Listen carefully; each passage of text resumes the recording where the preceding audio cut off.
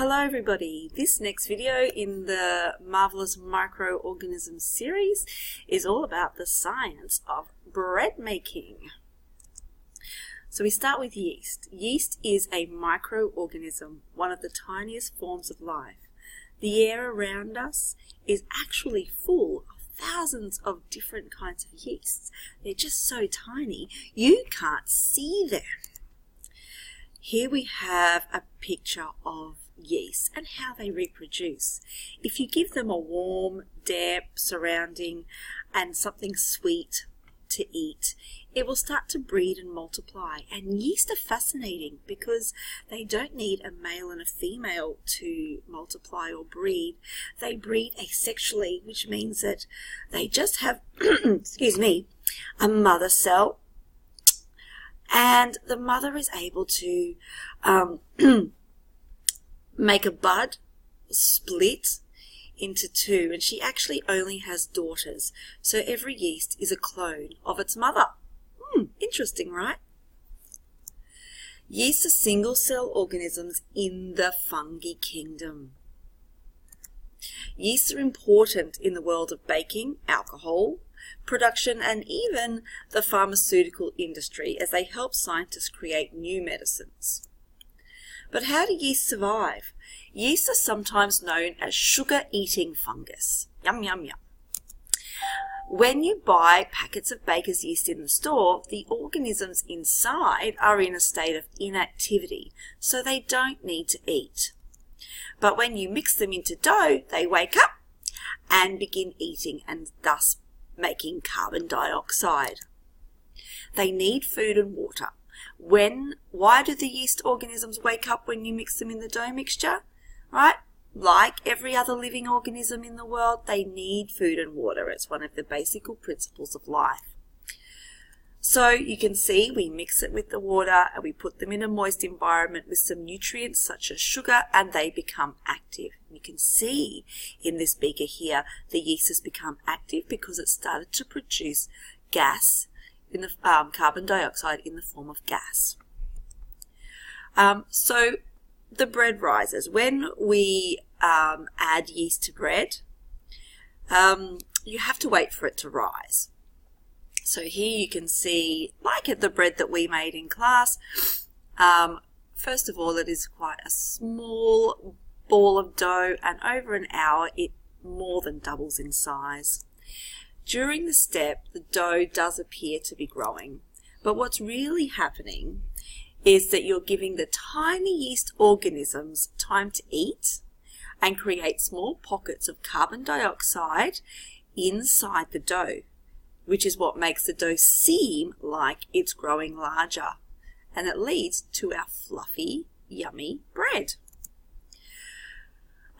But there are some byproducts of yeast. All living organisms excrete waste, and yeast is no different. Yeast metabolizes sugar for energy and produces carbon dioxide gas and alcohol as the byproducts, as in the fermentation of beer.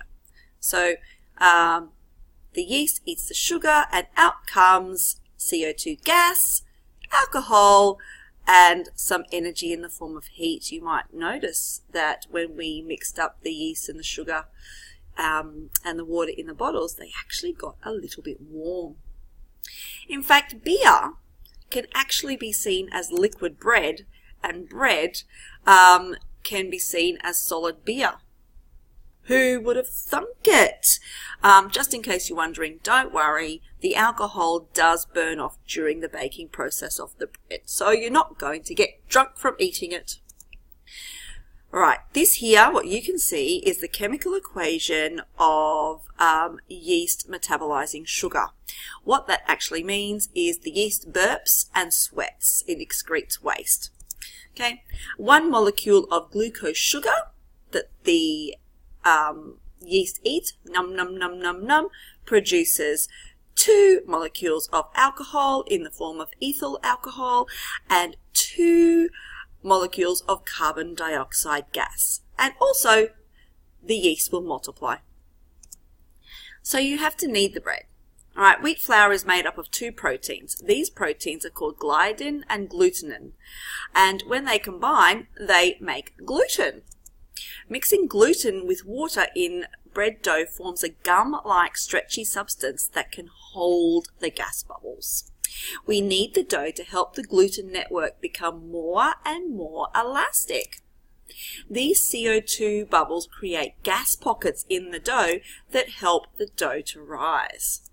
Gluten is kind of like chewing gum. If the bread doesn't have a strong elastic network, the bubbles will pop.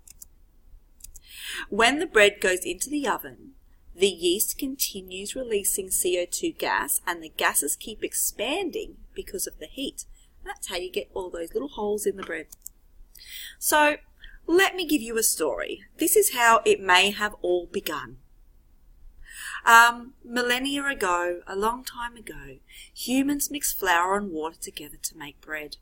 At some point, a bread maker was distracted, possibly by a passing saber-toothed tiger, and returning to the dough hours later, found that it was strangely lighter and fluffier. Thus, the foundations of leavened bread, which is bread raised by using yeast, were laid. So, how did this happen? How did the bread miraculously rise? Well, if you remember to the start of the video, I did say that yeast is a widespread, naturally occurring microbe which is found everywhere, even in the air. So do you think it's possible that some of those yeast molecules settled themselves on the dough, and when the baker came back, the yeast had begun to multiply and produce gas, thus rising the bread? Amazing! So it wasn't until the investigations of Louis Pasteur 150 years ago that we began to actually understand the nature of the leavening process. He was a key figure. And like every baker of the time, he was a scientist experimenting and learning how these single-cell fungi work and how to control them. But everybody, we're not going to start learning about Louis Pasteur until a little bit later on. So you'll have to hold tight until you hear about this amazing scientist. All right, bye for now. Ciao.